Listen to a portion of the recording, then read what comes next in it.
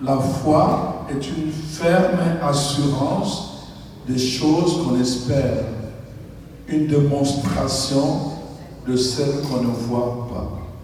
Le verset 2 dit ceci: pour l'avoir possédé, les anciens ont obtenu un témoignage favorable. Pour l'avoir obtenu, les anciens ont obtenu un témoignage favorable. Donc, on ne voit pas des choses qu'on ne voit pas. On espère, on ne voit pas les choses. Pourquoi nous ne les voyons pas? Parce que ces choses-là sont en train de se faire dans une autre dimension avant qu'elles viennent à se manifester. Mais entre les deux, il faut qu'il y ait une connexion qu'on appelle le fil conducteur. Vous voyez? Est-ce que vous savez d'où vient cette électricité, la lumière que nous avons ici? Vous savez? Vous savez? Est-ce que vous comprenez ma question? Quelle est la source de cette électricité, la lumière que nous voyons ici? Vous pouvez me dire, ça se trouve où? Est-ce que vous comprenez ma question? Bon, ok, bon, je laisse tomber. Bon, voilà, ce que je suis en train de dire, c'est que nous savons que ça peut venir d'un groupe, ça peut venir d'un barrage, ça, on peut deviner ça, mais nous ne savons pas la source.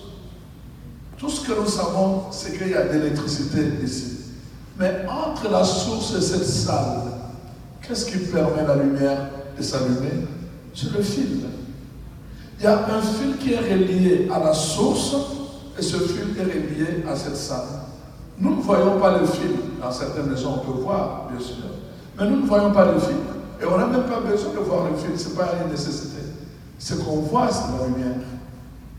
Mais entre la lumière et l'origine, la source, c'est le fil. Amen. La foi, c'est ça.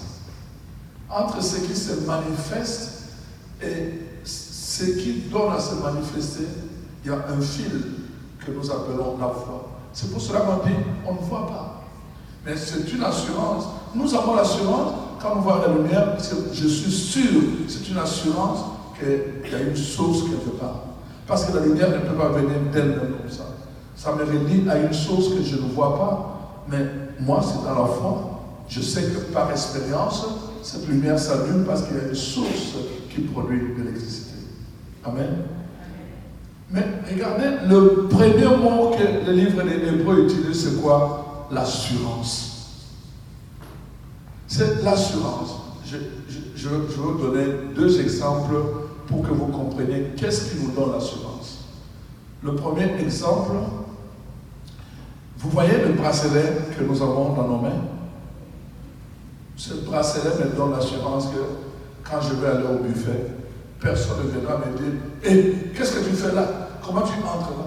Ça me donne dès le premier jour, à partir du moment où on m'a mis le bracelet à la réception, ça m'a donné l'assurance que je peux aller dans la piscine, ça m'a donné l'assurance que je peux aller, hier on était au restaurant, ça m'a donné l'assurance que je peux entrer dans beaucoup de lieux dans le site parce que j'ai l'assurance. Mais où est l'assurance? C'est juste le bracelet.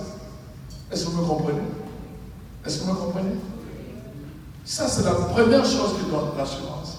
C'est que la personne qui a l'autorité pour me faire accéder dans le site m'a donné un signe de son autorité sur le bracelet. Est-ce que vous me comprenez? Je vais revenir là-dessus. La deuxième assurance, je peux utiliser la chaise de ma soeur. Bon, je vais revenir avec la chaise. Regardez, voyez ce que je veux faire. La deuxième assurance.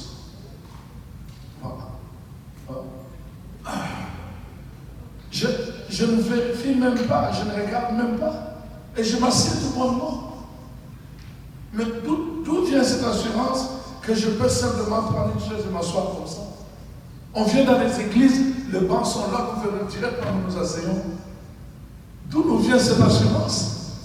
Ça nous vient de l'expérience des autres. Amen. Nous sommes allés la première fois avec nos parents à l'église. Nous avons vu nos parents avancer, ils se sont assis. Nous étions enfants, on les a mis à s'asseoir. On dit, ah, c'est solide. On s'assied. Nous aussi, nous nous sommes mis assis. Et en grandissant, À force d'aller, nous savons que ces bancs sont en bois, donc c'est solide, nous venons, nous asseyons. Ça crée une assurance en nous. Mais si on venait, on mettait une chaise en papier et que je vois que c'est du papier, ça ne me donne pas l'assurance. Est-ce que vous me comprenez? Même si on a fait une sorte de chaise mais en papier, je ne peux pas venir là et venir m'asseoir comme je me suis assis. Ça ne me donne pas l'assurance. Ce qui me donne l'assurance en me mettant sur la chaise, c'est parce que je vous ai vu avec le même modèle de chaise, vous êtes assis sans tomber. N'est-ce pas? Ça me donne l'assurance. Alors, maintenant, je reviens sur ce que j'ai dit en premier. L'autorité de celui qui nous donne accès dans les sites, il nous a donné le bracelet. Qu'est-ce qui nous donne l'autorité d'avoir l'assurance quand nous prions? C'est le bracelet. Quel est ce bracelet? La parole. Papa du ciel a mis le bracelet dans la parole. Quand nous portons la parole, quand nous déclarons la parole, nous pouvons accéder. Vous comprenez? Ça nous donne l'assurance. La première chose qui donne l'assurance, c'est la parole. Et nous pouvons voir, la Bible dit dans 1 Corinthiens 10, 11, que tout ceci a été mis par écrit pour nous servir de témoignage. Beaucoup de récits dans la Bible sont mis par écrit pour nous dire, voici les gens qui ont cru en Dieu. Ils ont fait confiance dans le Seigneur et la conséquence, voici, c'est que ça produit la lumière de l'électricité. Ils se sont reliés à la source. Voici ce que ça produit, la lumière de l'électricité. Amen. Donc, voyez, pour que la lumière se manifeste, il faut qu'il y ait un fil qui relie la lumière, les lampes, avec la source.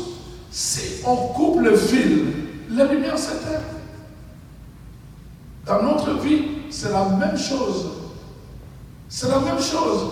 Nous pouvons faire des choses ici, prier, faire toutes sortes de choses. Dès que vous coupez le fil avec la source, la lumière, la manifestation s'éteint, disparaît. Est-ce que vous comprenez? La manifestation disparaît.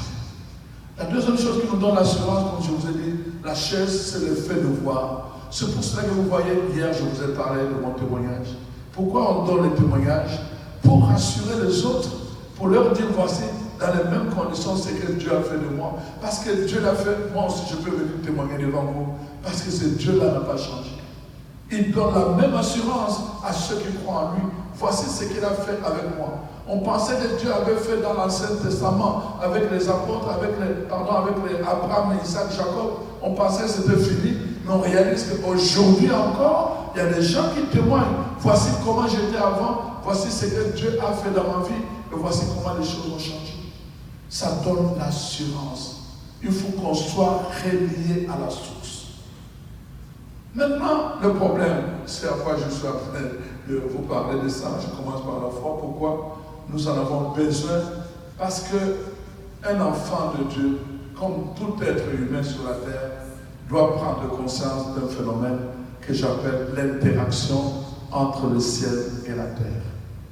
Rappelez-vous, je vous ai dit, le premier soir quand on a dit la messe, avant de prier de notre Père, je vous ai dit le mot Abba en hébreu signifie papa, mais ça signifie aussi source. Donc, notre source, la source de la manifestation de notre lumière, la source de la manifestation de notre bonheur, de notre paix, la Bible dit, est au ciel.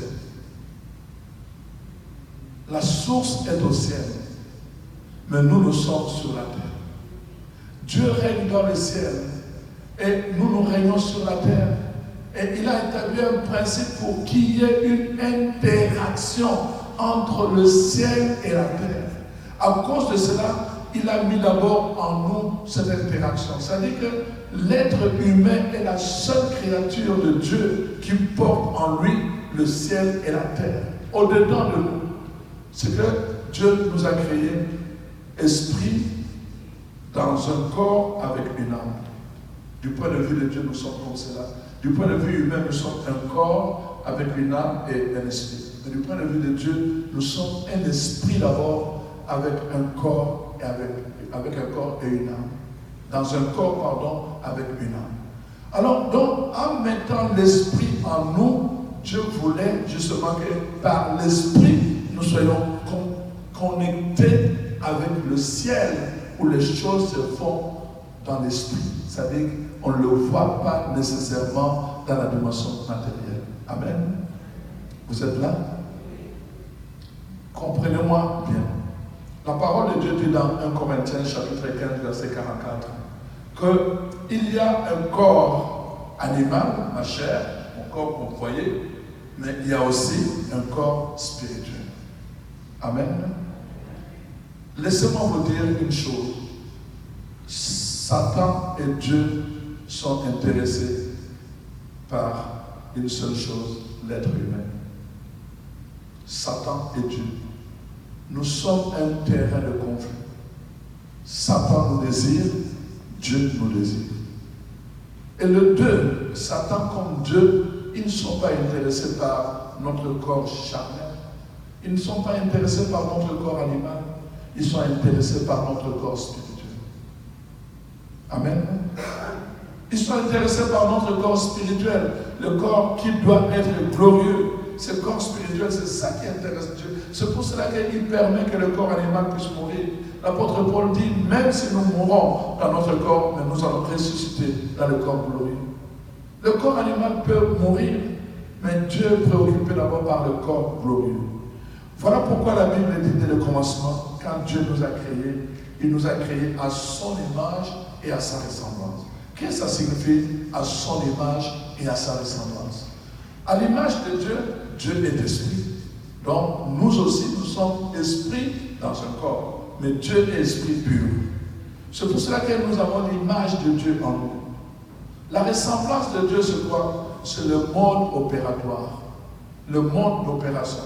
C'est-à-dire comment Dieu opère. La Bible dit, Dieu voit. Il est esprit, mais il voit. Il dit dans Exode 3, quand il s'adresse à Moïse, il dit, j'ai vu la misère de mon peuple. Première chose.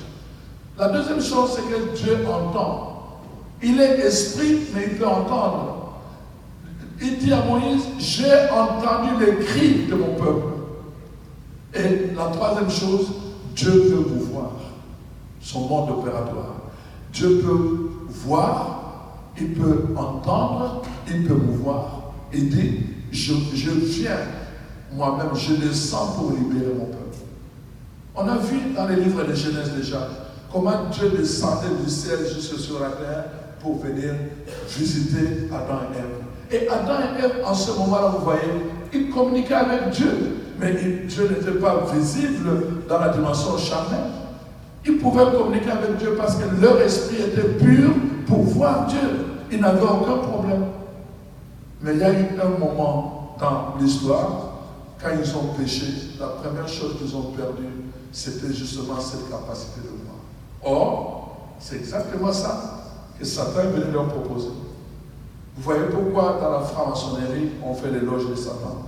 Pourquoi? Parce qu'ils pensent que dans la franc-maçonnerie, ils disent, et dans d'autres loges ésotériques, que Satan, c'est celui qui est venu apporter la lumière à l'être humain. Que Dieu lui avait caché l'arbre de connaissance. Mais c'est Satan qui est venu lui ouvrir. La Bible dit quand ils ont mangé, leurs yeux s'ouvrirent. Mais quels yeux qui se sont ouverts?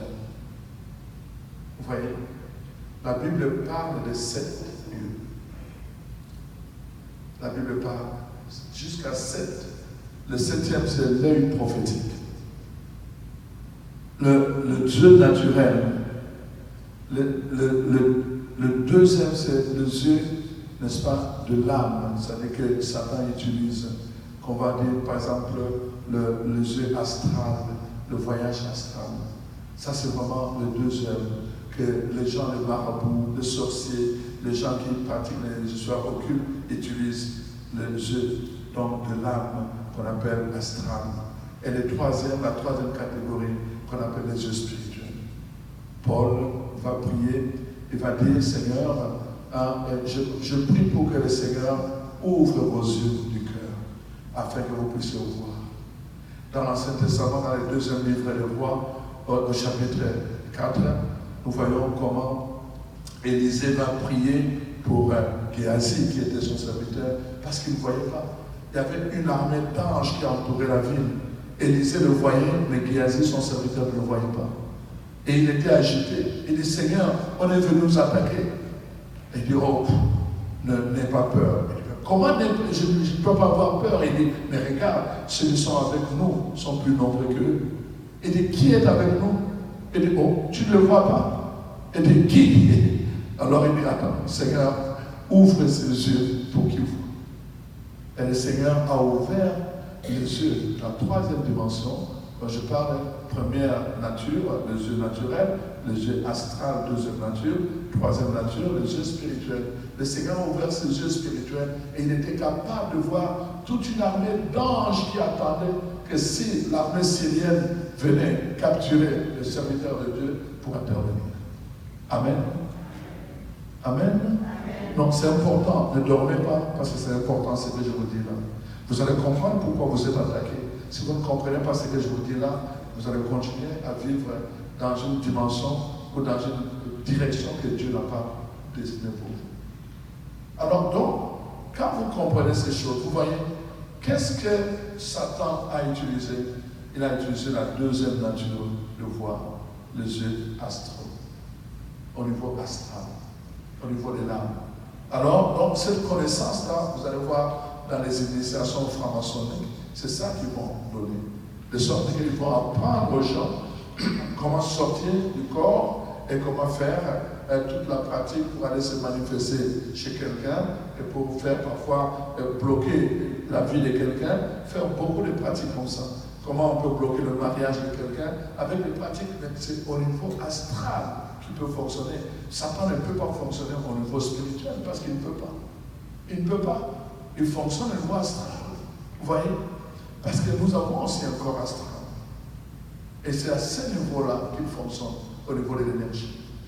Alors, vous devez comprendre ces choses-là. Pourquoi? Parce que je suis en train de vous parler. La foi est là parce qu'il y a deux mondes. Le monde spirituel, le monde céleste, et il y a un monde naturel, le monde terrestre. C'est pour ça qu'il y a la foi. Parce qu'il y a un monde que nous ne voyons pas. Mais comment fonctionner sur la terre en étant connecté avec un monde que nous ne voyons pas? C'est pour cela que ça prend vraiment beaucoup de choses, beaucoup de connaissances, beaucoup de compréhension de la parole de Dieu pour bien fonctionner avec ce monde. Donc, je suis en train de vous dire, l'ennemi Satan et les satanistes, ils sont d'ailleurs mieux formés que les chrétiens. Parce qu'eux, ils ont maîtrisé le domaine astral. Et ils fonctionnent, ils font du tort aux gens, même aux chrétiens, à partir du domaine astral. Pourquoi? Parce que les chrétiens n'ont pas maîtrisé le domaine spirituel. Ils fonctionnent dans la plupart des cas au niveau naturel, au niveau de la chair. Nous avons besoin d'être connectés avec le ciel, parce que le ciel et la terre sont en interaction. Comprenez maintenant la deuxième chose. Ce qui s'est passé, je pense, le frère Harris l'a expliqué le premier jour, avec la rébellion qu'il y a eu dans Apocalypse 12, le chapitre 12, verset 1 à 6 déjà, la parole de Dieu dit, quand il y a eu cette rébellion, le premier combat s'est fait dans le ciel. Et ce combat-là, un tiers d'anges sont descendus sur la terre avec Satan. Et la Bible dit ceci, malheur à vous les habitants de la terre, parce que le combat qui a commencé dans le ciel va continuer sur la terre. Amen. Est-ce que vous m'avez entendu? Malheur à vous les habitants de la terre. Le combat qui a eu lieu dans le ciel est descendu sur la terre. Je vous pose la question. Est-ce que dans le combat qui a eu lieu dans le ciel, Dieu a combattu? Dans le combat qui a eu lieu dans le ciel, est-ce que Dieu est intervenu? Est-ce que Dieu est intervenu? Je comprends, peut-être que vous n'avez pas lu les textes. Dieu n'est pas intervenu. Écoutez, Dieu est le créateur. Il a créé même Satan, qui s'appelait Lucifer. Lux Feri. Lux, lumière. Feri signifie porter. Porteur de lumière. Porteur de lumière. Vous voyez? Donc, même Satan a été créé par Dieu. Dieu ne peut pas venir combattre avec sa propre créature. C'est pour cela que c'est Michael, qui Et qui est comme Dieu? Qui comme Dieu? C'est ça littéralement. Mais qui? Car comme un Dieu. Qui comme Dieu? Qui est comme Dieu? C'est lui qui va être le chef de l'armée céleste. C'est lui qui va combattre avec son armée contre Satan. Ce n'est pas Dieu. Dieu n'a pas combattu dans le ciel. Les anges sont des esprits célestes. Dieu n'a pas combattu dans le ciel. Quand Satan est précipité sur la terre, est-ce que Dieu va combattre Satan? Est-ce que Dieu va combattre Satan? Mais non, parce que c'est sa créature. Dieu ne peut pas combattre Satan parce que Satan est une créature. Et qu'est-ce que Dieu fait? Il compte justement sur les enfants de Dieu. C'est nous qui sommes l'armée terrestre de Dieu. Il y a une armée céleste, les Mahanaïm, c'est-à-dire les anges que Dieu dispose en haut. Mais il y a une armée terrestre, ce sont les enfants de Dieu. Tous ceux et celles qui ont accueilli Jésus comme Seigneur et Sauveur, ils sont devenus des fils de Dieu. Et les fils de Dieu ont la responsabilité de combattre sur la terre. Mais comment vous allez combattre un ennemi qui se déguise, qui est d'abord esprit et qui peut se déguiser en toute forme? Comment vous allez combattre si vous-même, vous n'êtes pas encore aiguisé dans la dimension de l'esprit? Est-ce que vous me comprenez jusque-là? C'est là qu'intervient le problème. C'est que les enfants de Dieu, au niveau de l'esprit, ne sont pas encore bien aiguisés et ils veulent mener un combat contre un esprit. Regardez ce que Paul dit dans Ephésiens, chapitre 6. Paul dit ceci, Ephésiens 6.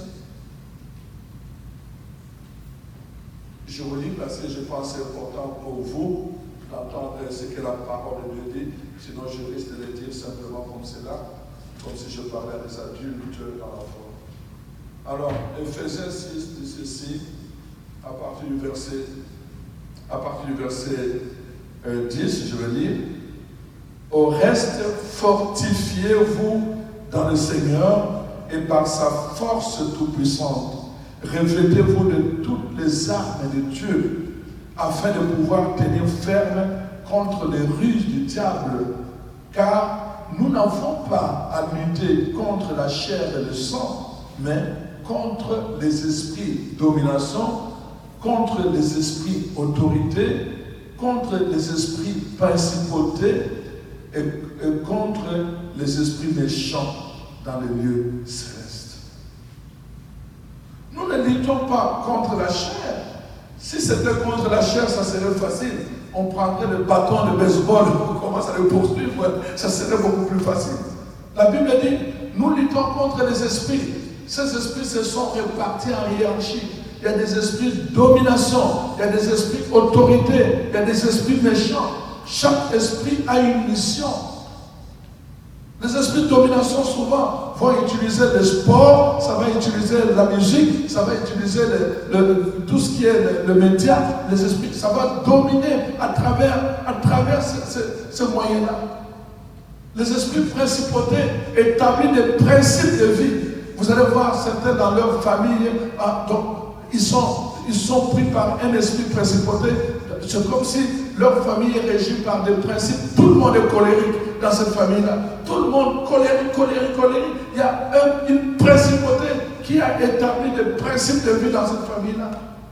Vous allez voir dans une famille, tout le monde, on ne se marie jamais. Un esprit principauté établit le principe dans cette famille, le principe, on ne doit pas se marier. Les esprits principautés, ils peuvent être dans une famille, mais ils peuvent aussi régner sur tout un territoire. Et les esprits méchants, leur rôle, c'est vraiment de venir détruire la vie physique des enfants de Dieu. La maladie, la malédiction, détruire vos affaires, amener les gens avec qui vous allez coopérer, mais les gens qui sont de leur monde, ils vont les amener, c'est-à-dire leurs antennes, vous allez travailler avec eux et vous allez voir ces personnes, dès qu'ils entrent dans votre entreprise ou dans votre vie, tout s'écroule. Les esprits méchants, ils se servent de personnes sur la terre parce qu'un esprit ne peut pas opérer sans un support matériel. Est-ce que vous me comprenez? Un esprit ne peut pas fonctionner sans un support matériel. Le support matériel peut être une parole, le support matériel peut être la matière. Je vous donne juste deux exemples. Tu es là, bon, Bon, tu dis, bon, comment je vais dire, on te coince devant une situation. Bon, je suis prêt à donner mon âme à Satan pour que vous puissiez le croire. Vous dites ça. Je suis prêt à donner mon âme à Satan pour que vous puissiez le croire. Oh, la dimension spirituelle dit, nous avons un support matériel. C'est quoi? Une parole qui nous donne maintenant le droit de nous manifester dans cette famille. Et la parole devient une brèche qui ouvre la porte aux esprits et ils viennent, l'esprit de principauté ou de domination, il se manifeste par une possession. Est-ce que vous me comprenez? Un support. S'il n'y a pas de support, un esprit ne peut pas se manifester. S'il se manifeste, il est dans l'illégalité. Les esprits le savent. Ils le savent. Les esprits sont territoriaux, c'est-à-dire qu'ils connaissent le principe. Ils fonctionnent comme les animaux. Remarquez les animaux, si vous avez un chien, vous promenez votre chien, chaque fois que vous promenez votre chien, il doit marquer son territoire. Vous arrivez là-bas, il doit faire pipi. Vous arrivez là-bas, il doit faire pipi. Mais ce n'est pas l'envie de faire pipi. C'est parce qu'il doit marquer son territoire. C'est son territoire. Dès que j'ai déjà vu, comment on les appelle les petits chiens là, tout petits là. Bon, c'est ça. Mais devant un berger allemand, le berger allemand venait de notre territoire avec son maître. Et ce petit chien-là était dans son territoire, il pissait tous les jours. Je vous dis, le berger allemand était encore le petit chien-là. Je vous croyez-le ou pas, le berger allemand se mit à genoux. Jusqu'à ce que le petit chien passait. Quand il est passé pour s'assurer encore que l'autre ne va pas l'attaquer par derrière, il continue. Il s'est assuré qu'il avait la sécurité et il a continué son chemin. Dans son territoire, mais regardez le chien. Regardez le chien. Quand il est dans la rue, comment il va aboyer? En courant vers son territoire, dans la maison de son maître. Dès qu'il arrive dans son maître,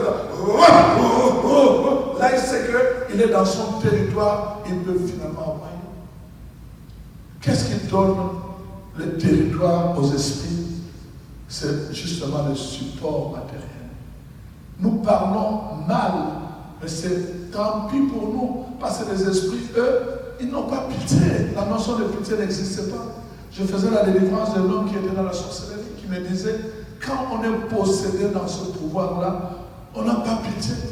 Mais quand on a tué quelqu'un, on revient dans le naturel, on voit les gens pleurer, on a des sentiments de pitié. Mais quand on est investi dans ce pouvoir, la notion de pitié n'existe pas. Que ce soit mon fils, ma fille, que ce soit quelqu'un, mon neveu, la pitié n'existe pas. Ça n'existe pas, cette notion-là. Voyez? Mais ça prend juste. Ça va prendre juste. Parfois, tu vas provoquer quelqu'un. Il n'a rien fait, mais il est dans le monde de pouvoir occulte. Toi, tu vas pour le provoquer. Avec vos affaires là, tu sais, moi, vous ne pouvez rien faire contre moi. Vous avez ouvert une brèche.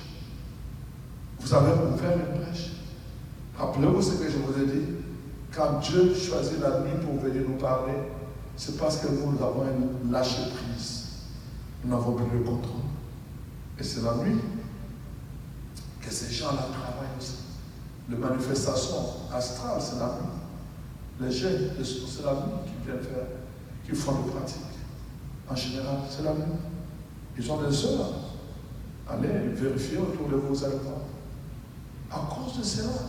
Parce qu'ils savent que même les enfants de Dieu, ils ont un lâcher prise la nuit. Ils ne comprennent pas comment dormir dans la prière. Ils ne comprennent pas comment s'élever dans la prière. Et ils ne savent pas comment se protéger et protéger leur maison, leurs enfants dans la prière. Les autres le savent. Parce qu'eux, ils ont appris des choses. C'est pour cela que nous devons ouvrir les yeux et être vigilants. Nous devons comprendre d'abord ces choses-là, être vigilants. Et alors, qu'est-ce qui se passe dans cette affaire? Quand nous avons donné un support comme ça c'est le premier, la parole. Le deuxième support, ça peut être simplement le matériel. Je vous donne des exemples que j'explique aux gens.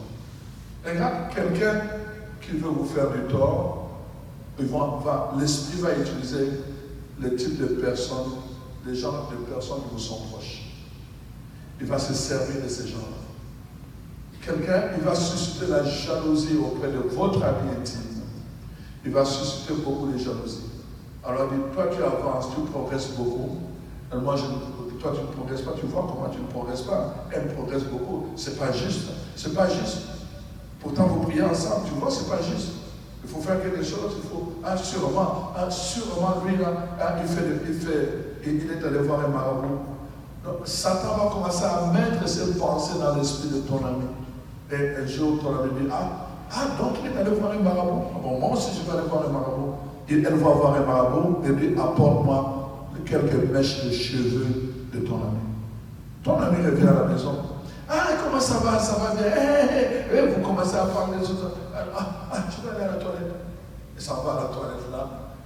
Ton peigne là que tu fais là pour améliorer tes cheveux est toujours là à la toilette. Alors, il prend juste le peigne, il sait que tu ne prends pas soin d'enlever tous les cheveux. Il prend quelques mèches de cheveux, il enveloppe, il les cache et tout le reste. Il ressort. Alors, mais là où tu es allé à le faire, comment ça a été tout ça? Bon, j'étais de passage, je suis venu te saluer et puis on va se voir la semaine prochaine. C'est tout. Mission accomplie. Il a pris tes cheveux parce qu'ils ont besoin de support matériel. Tes cheveux. Les mèches de tes cheveux que tu as négligées. Ça suffit. Ça suffit simplement, ça sert de relais entre le monde visible et le monde invisible. Ça sert de relais tout simplement. Et alors, l'opération se fait à partir de tes cheveux. Vous voyez, les gens vont utiliser simplement ça. Ils vont prendre juste une bouteille, ils vont prendre des cheveux enfermés dans cette bouteille et utiliser des paroles. Ils vont utiliser des paroles qu'on appelle des malédictions. Ils vont commencer à prononcer des paroles de malédiction dans cette bouteille où se trouvent tes cheveux. Des paroles de malédiction. Tu ne réussiras jamais. Tout ce que tu as réussi va se couler. Tu vas voir, tu seras malheureux, tu seras malheureux. Et c'est ton nom. Et ils enferment cette parole. Et ils enferment la bouteille. À cause des énergies de ta présence dans les cheveux. Vous savez que dans les cheveux, on peut trouver l'ADN de quelqu'un, n'est-ce pas? Donc notre cheveu porte quelque chose de nous. Toi ici, tu vas commencer tu arrives ici le porte fermé, tu arrives ici le porte fermé, tu commences par passer ta vie à pleurer, tu ne comprends pas ce qui se passe. Et tu commences simplement à chercher les solutions au niveau naturel. Alors que l'attaque se fait au niveau surnaturel. Est-ce que vous me comprenez? Vous me comprenez? Les enfants de Dieu ne sont pas informés. Les enfants de Dieu ne sont pas vigilants. C'est pour cela que les enfants du monde, rappelez-vous ce que je vous ai dit. Quand vous êtes l'ami de Dieu, votre maison doit avoir Dieu comme ami. Quand Jésus est au centre de votre maison, je vous dis, les gens qui vont vous faire du tort eux-mêmes, ils vont venir avec leur plan, la Bible dit, par un chemin, ils vont sortir de votre maison par cette chemin. Quand Jésus est votre ami, ce que je vous dis là, si Jésus ne prend pas la place, alors oubliez tout ce que je vous dis. Vous allez combattre seul, et vous allez combattre mal, et vous allez combattre dans l'échec. Mais si Jésus prend la place dans votre vie, si Jésus prend la place dans votre vie, il y a des combats que vous ne mènerez pas. Je vous l'ai dit, j'ai eu des combats, parce que le Seigneur parfois m'a donné des visions comme ça. Le combat où les anges sont venus combattre pour moi. Juste, ils ont mené. Pendant ce temps, je dormais, mais le Seigneur me faisait voir comment les anges menaient le combat pour moi. Tu sais, quand nous qui prions pour les ministères, là, on est toujours attaqués. Les esprits que nous combattons veulent nous attaquer. Et c'est comme ça. Et le Seigneur me faisait voir comment les anges combattent. Moi, je dormais tout bonnement. Et ils combattaient pour moi. Et c'est ça qui est beau. Moi, j'appelle ça la bonne nouvelle. Quand on comprend que c'est une bonne nouvelle, on désire cela. On doit désirer cela. Mais vous devez avoir l'assurance d'être l'ami de Jésus. Il doit être votre ami. Vous devez développer une intimité avec lui. L'amitié, c'est l'intimité avec lui. Alors donc, voilà un autre exemple. Un troisième cas, ça va être, par exemple, pour, là j'ai dit, la parole, vous avez libéré. J'ai dit les cheveux, on a pris vos cheveux, ils sont allés avec ailleurs. Mais la troisième façon, c'est vous-même. Ça veut dire qu'un esprit de possession doit vous posséder. Mais pour vous posséder, il faut qu'il ait un point de contact en vous. Il doit avoir un point de contact en vous. Alors, qu'est-ce qui va se passer? Quelqu'un va venir chez vous. Il a une mission particulière pour créer un point de contact en vous. Il va venir, il doit utiliser quelque chose. C'est-à-dire, soit la boisson, soit la nourriture. Vous allez tout bonnement vous sentir du travail. Ah, vous n'avez pas prié depuis le matin. Vous n'avez pas prié depuis le matin. Et vous en allez et tout le reste. La personne vous a piégé. Ça peut être chez vous, ça peut être chez lui.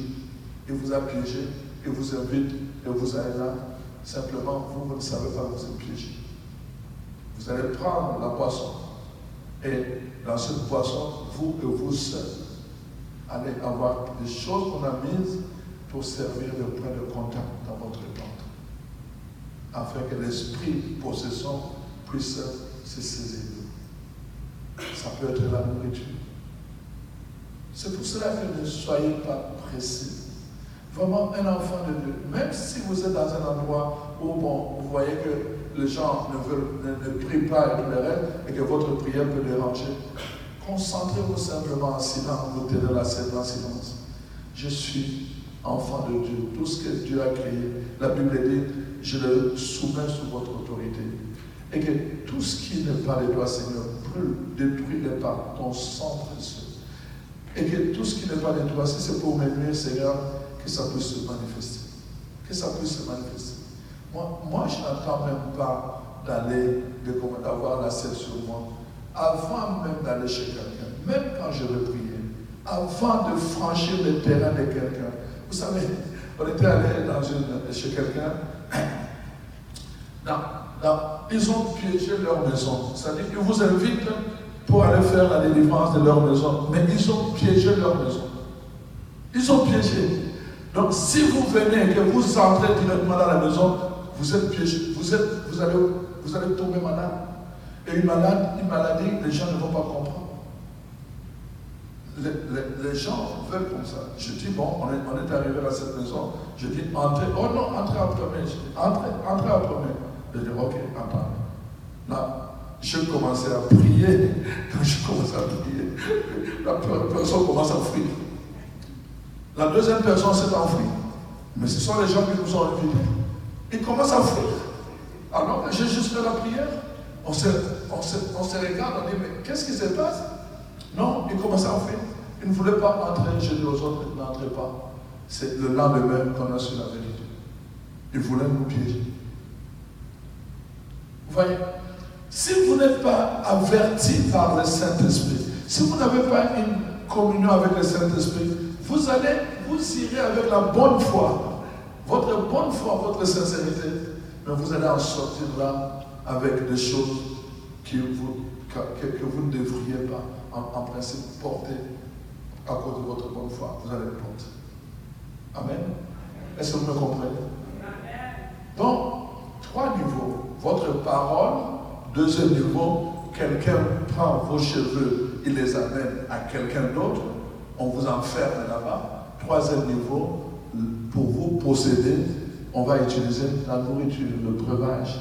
Pour vous mangez cela, cette nourriture est déjà consacrée, vous mangez, et alors l'esprit maintenant entre en vous. Il a besoin de support. Vous me comprenez maintenant? Je vous ai parlé du fil conducteur. La même chose. Ce support devient un fil conducteur entre le monde des ténèbres et ta vie, entre le monde des ténèbres et ta maison. Et c'est comme ça que vous voyez les gens, parfois apparemment qu'ils devaient être heureux dans leur vie, mais qui vivent malheureux. Simplement parce qu'il y a un fil conducteur et ils se battent au niveau naturel et ne comprennent pas le niveau spirituel. Donc, vous devez être conscient de cela. Le ciel et la terre, le monde visible et le monde invisible sont en connexion. Je vous l'ai dit partout, sur ce terrain quand nous arrivons ici. Toutes les personnes qui viennent, leur énergie, elles restent ici. Dans les champs où vous entrez, les personnes qui vous ont précédé, pas la première personne, même ceux qui sont venus avant, leur énergie reste dans votre champ. Quand vous venez simplement, vous venez, ah c'est bon, wow, c'est beau, faites-le. C'est une bonne chose. Mais vous ne faites pas attention qu'il y a des gens qui vous ont précédé dans cette chose. On marche comme des païens. Il y a beaucoup de choses, c'est nous-mêmes qui ouvrons la porte. Et c'est ça que ça nous entraîne beaucoup de malheurs. Et on doit maintenant faire des ministères, des choses qu'on aurait pu éviter simplement si on était vigilants. Il y a c'est terrain, il y a de l'énergie. Beaucoup d'énergie, ceux qui sont sensibles, ils les sentent. Pourquoi? À cause de toutes ces personnes qui viennent avec leur histoire. Avec leur histoire. Ma chaise à moi, dans mon bureau que j'utilise, toute mon énergie est là-dedans. Toute mon énergie. Regardez, je vous donne juste un exemple. Dans mon bureau, je reçois une dame qui est venue avec sa soeur. Alors, sa soeur me dit, voilà, ma soeur essaie vraiment à pratiquer. Est-ce que j'ai encore assez de temps? Okay. Ma soeur essaie à pratiquer la sorcellerie. Alors, elle a pratiqué la sorcellerie. J'aimerais vraiment que tu la délivres de la sorcellerie. Je lui ai dit, est-ce que tu crois en Jésus? Oh, j'ai été baptisé. Je dis non. Est-ce que tu crois? Bon, j'ai été baptisé. Je dis ok. On va d'abord commencer par reprendre les kérigmes. Comprendre pourquoi Jésus est mort et pourquoi tu dois le connaître, pourquoi tu dois croire en lui. J'ai commencé d'abord par des petites choses comme ça. Et je dis, après, bon, et on va faire un jeûne de 3 jours, après je ferai ta délivrance. En attendant que le Seigneur me donne des indications. Je vous dis, je priais avec, elle s'est levée de la chaise. Elles sont sorties. La personne suivante devait entrer. Je vous dis simplement, la personne suivante est venue, juste la chaise comme ça. Elle est venue comme ceci. La chaise où était la femme sorcière, la deuxième dame est venue juste comme ça. Elle a mis ça. Pourquoi? Je vous dis, elle a commencé à crier, à pleurer et tout. Mais cette femme a fini à l'hôpital. Elle a commencé à avoir des maux de tête. On a appelé l'ambulance. Juste s'asseoir.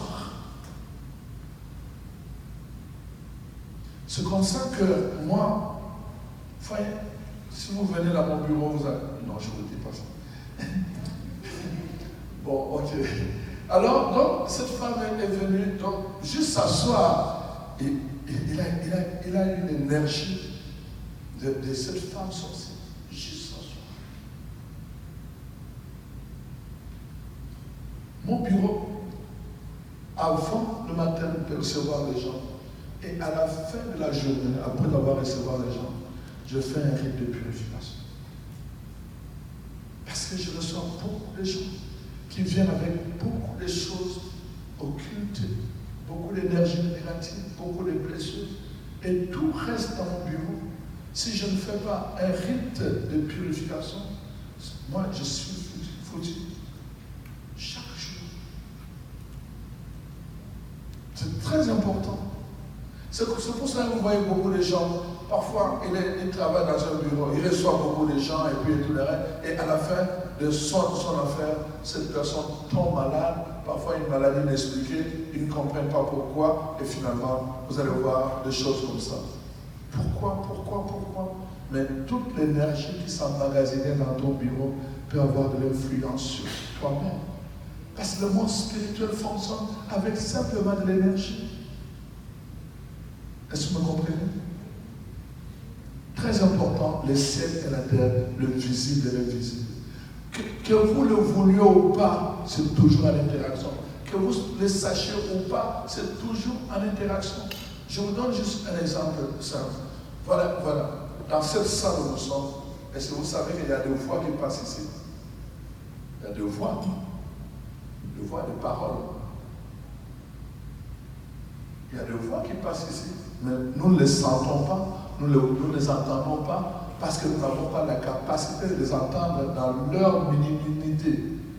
Mais si on prenait un poste de radio dans cette même salle, qu'on allumait le poste de radio, et qu'on mettait l'antenne, vous allez voir la voix de l'Amérique, ici ça passe, et ici Radio-Canada, ça passe dans cette salle. Et toutes les voix passent ici, mais nous ne les entendons pas. Ça prend un appareil pour amplifier ça, pour que nous puissions les entendre dans cette même salle. Est-ce que vous me comprenez? Donc, ce n'est pas parce qu'on n'entend rien que les voix ne passent pas. Et ça passe pareil. Même si on n'entend rien, mais ça passe pareil. Les voix sont là, ils sont là. C'est pour ça que vous voyez, avant de commencer, nous avons prié en disant, quelle que soit les voix, mais ce lieu ici, nous allons l'entourer par une ceinture de sécurité. On a pris possession de cette salle avant qu'on commence. Le monde invisible fonctionne. On n'a pas besoin de voir pour que ça fonctionne. On n'a pas besoin d'entendre pour que ça fonctionne. Ça fonctionne pareil. Ça fonctionne pareil. Beaucoup de choses vous devez comprendre. Parce que si vous ne comprenez pas ces choses, vous allez voir des situations qui vous arrivent dans votre vie, vous allez lutter au niveau naturel alors que parfois c'est au niveau spirituel. Alors donc c'est important, le naturel et le spirituel. Il y a eu un combat dans les ciels qui est descendu sur la terre. Et la parole de Dieu dit, Satan a cette capacité, il est le prince de la terre. C'est lui le prince. Il est le prince de ce monde des ténèbres. Alors qu'est-ce qu'il fait? Il aveugle. Dans 2 Corinthiens 3 à 4, la parole de Dieu dit, il est le Dieu de ce siècle, mais il aveugle les enfants de Dieu. L'aveuglement. L'aveuglement, c'est-à-dire qu'il met un voile pour que vous ne puissiez pas voir clair votre situation. Il met un voile pour que vous ne puissiez pas voir clair votre histoire. Il met un voile pour que vous ne puissiez pas voir clair dans la cause de votre problème. Il met un voile. Et alors, vous voyez, les gens vont parfois être attirés par des choses, de l'esprit de domination, par la musique, vous savez, chez nous au Canada maintenant, quand vous célébrez le funérailles, c'est très très rare. Vous allez vous retrouver peut-être avec 2 chants chrétiens et le reste des chants sont des chants du monde. Quand vous célébrez le mariage, vous allez vous retrouver avec tout le répertoire de chants de musiciens du monde qui ont produit dans des contextes qui n'ont rien à voir avec Dieu. Et ces gens qui viennent se marier à l'église, ils pensent se marier, ils pensent que c'est la volonté de Dieu. Et c'est ça qu'ils choisissent. Et c'est comme ça que Satan a aveuglé. Il cherche le beau, mais il ne cherche pas le complet. C'est beau, la musique est belle, c'est vrai. Mais qu'est-ce que ça a à voir avec leur mariage qui les lie pour la vie? Et on voit les conséquences, ça ne dure pas. Parce qu'ils ne comprennent pas les choses. Ils voient juste l'aveuglement. Ils sont aveuglés. Ils voient juste le beau. Ah, c'est la musique, une belle musique. Mais ils ne comprennent pas que derrière cela, Satan se précipite. Demandez aux gens qui sont dans les sciences occultes. Regardez leur vie au début, regardez leur vie à la fin. Ou bien regardez les conséquences sur leurs enfants. Regardez. Observez, vous allez voir. Satan, la Bible dit dans Jean 10, c'est un voleur. Lui vient pour voler, il vient pour égorger, il vient pour tuer. Il va te donner 5, mais il va te demander 10. Il te donnera 5, il te donnera effectivement, mais il va te demander 10, ou 15, ou 30. Quand tu n'en pourras plus, tu vas dire non, j'en ai marre. Alors, prends-moi. Et tu vas voir la personne se suicider. Tu vas voir la personne, les gens ne comprennent pas comment il a fait un accident à un endroit où personne ne pouvait s'imaginer qu'il pouvait faire un accident. Tu vas voir des morts tragiques.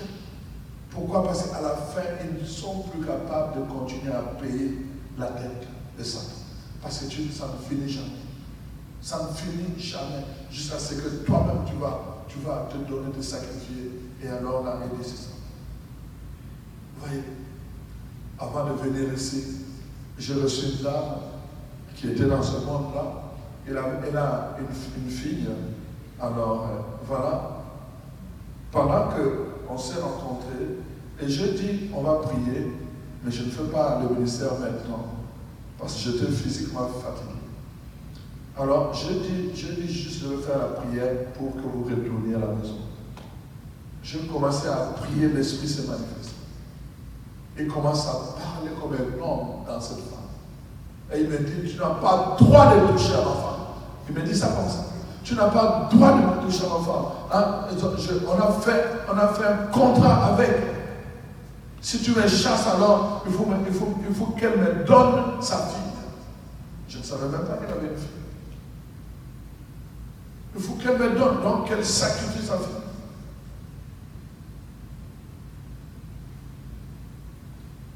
Et la madame ne s'en rendait pas compte. Quand elle était là-dedans, on ne lui avait jamais parlé de sacrifice. On lui avait parlé de promotion. On lui avait parlé de bonnes choses. Jamais de sacrifice. Et là, il fallait qu'il sacrifie son propre fils. Alors, je vous dis toutes ces choses. Satan, ce n'est pas votre ami. Quand il est venu, quand il a tenté Adam et Ève, à la fin, il s'est enfui. Et Adam et Ève se sont retrouvés non seulement nus, mais ils se sont retrouvés en dehors du paradis. Et Satan ne les a plus accompagnés. Mission accomplie, c'était fini. Il les a abandonnés. Et c'est comme ça qu'il procède. Il va t'abandonner. Quand il a accompli sa mission pour toi, tu ne vaux plus rien. C'est fini. Il va aller chercher d'autres. Toi, tu seras abandonné à toi-même. Tu seras abandonné. Tu devras reprendre encore d'autres sacrifices pour pouvoir retrouver ta communion avec lui. Il va t'abandonner. Il va te voler. Il va te voler. Il te donnera. Il te volera. Et il te volera jusqu'au bout. Ce n'est pas un ami, Satan. Ce n'est pas un ami. N'en fais pas ton ami. Ce n'est pas un ami. Il va te ruiner. Il va te ruiner, mon frère, ma soeur. Voilà pourquoi je vous dis ces choses-là. Le ciel et la terre, le visible et l'invisible, doivent fonctionner ensemble. Mais ça fonctionne, que vous le voulez ou pas. C'est pour cela que je vous ai dit, faites attention même aux paroles que vous prononcez. Parce que vos paroles peuvent devenir un support dans le monde surnaturel. Et ça peut vous engager, vous, vos enfants, votre famille. Et Satan n'a pas besoin de permission tant qu'il a déjà le support. Ça lui suffit. Il peut intervenir dans votre vie. Il peut faire basculer votre vie. Et vous allez devenir malheureux toute votre vie. Les choses, parfois, qui arrivent et que nous relions, parce que autant, justement, je vous ai donné les exemples hier, dans notre vie, dans notre conception, dans notre enfance, les paroles que les parents prononçaient, qui ont touché. Mais pourquoi ça a touché la vie des enfants? Satan les a récupérés. Le monde occulte, les dominations, les esprits d'autorité ont récupéré ces paroles qui étaient des supports et effectivement ça leur a donné le droit d'attaquer la vie de cet enfant. Lors de la conception, mais lors de l'enfance, tout ce que nous disons à nos enfants, toi tu n'es bon à rien. Ah mais lui là c'est vraiment... Qui te dit? J'ai écrit dans ceux qui ont mon livre, Dieu te dit choisir le bonheur. J'ai parlé d'un de mes paroissiens, 74 ans. 74 ans cet homme-là. J'arrive là-bas, agressif, tout le monde me dit, fais attention avec ce monsieur-là. D'une agressivité. Je dis non, moi pour moi, il n'y a pas de gens méchants, il n'y a que des gens blessés. Il doit avoir une blessure. Je l'ai appelé, je dis, mais pourquoi tu es si méchant envers moi? Je viens d'arriver. Est-ce qu'on peut se parler au bureau? Il est venu dans mon bureau, j'ai parlé avec ce monsieur-là de 74 ans. Et les choses que ce monsieur de 74 ans me dit, c'est quoi? Et il me parle de l'âge de 4 ans. Quand il avait 4 ans, sa mère a commencé, il a envoyé pour chercher telle chose. Quand il ne trouvait pas la chose, il venait. Sa mère lui disait, comme il est laid cet enfant. Je ne sais pas comment je l'ai eu, comme il est laid cet enfant. Sa mère n'a fait que répéter ces paroles sur cet homme. Je vous l'ai dit, si vous voyez cet homme, voyez comment les choses, il a une moustache. Je pense depuis qu'il a eu cette moustache, il ne l'a jamais rasé. Il a des cheveux, je pense qu'il n'est jamais allé dans une maison de coiffure. D'une saleté, vraiment, je dis bien, d'une saleté. Et comme si cela ne suffisait pas, même ses lunettes, il est allé acheter des lunettes qui l'ont encore rendu laid, exactement comme pour correspondre à ce que sa mère lui disait. Donc tout le monde, alors pas seulement il était laid du point de vue humain, et il est devenu laid dans son cœur. Cet enfant, comme il est laid. Cet homme a commencé à m'en parler, il a commencé à pleurer. Cet homme que tout le monde craignait et qu'il était méchant a pleuré dans mon bureau. Je dis, tu sais, je peux faire la délivrance pour toi. Tu n'es pas obligé de rester dans cet âge de 4 ans. Il avait 74 ans, mais il fonctionnait à l'âge de 4 ans, avec les paroles de sa mère. Satan a utilisé, le démon a utilisé ces paroles comme un support pour attaquer cet enfant. Vous voyez, nous devons faire attention. Nous devons faire attention. Je voudrais vous parler de qu'est-ce que nous devons faire. Mais peut-être si on me donne le temps demain, je veux parler de cela. Qu'est-ce que nous devons faire? La Bible nous dit, la première chose, nous devons détruire les autels de nos pères. Et si vraiment on nous permet demain, je vais vous parler de ça. Comment détruire les autels de ce père. Amen. Alors, je vois qu'on me fait signe, je dois obéir. Voilà. Alors, soyez bénis pour cette information. D'accord?